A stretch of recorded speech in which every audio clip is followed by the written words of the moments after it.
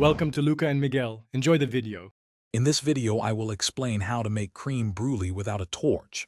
First, let's gather our simple ingredients.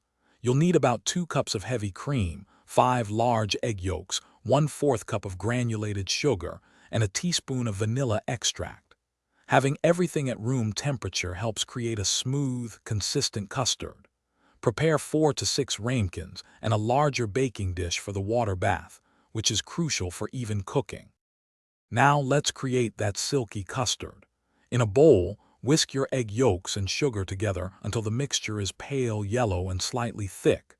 In a separate saucepan, gently heat the heavy cream with the vanilla extract until it just begins to simmer around the edges.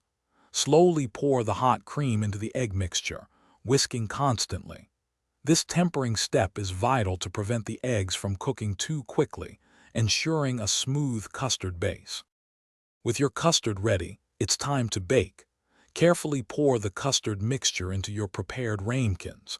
Place these ramekins into a larger baking pan.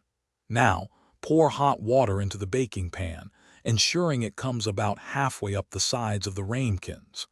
This water bath creates a gentle, even cooking environment. Bake at 325 degrees Fahrenheit for approximately 30 to 40 minutes, or until the edges are set, but the center still jiggles slightly. Finally, for that signature crisp topping without a torch. First, ensure your custards are thoroughly chilled, ideally for at least 4 hours.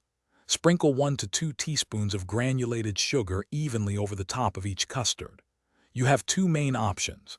Either place them under a hot broiler for 1 to 2 minutes, watching carefully, or heat a metal spoon over a flame until very hot. Then press it onto the sugar until it melts and caramelizes. Enjoy your perfect crème brûlée.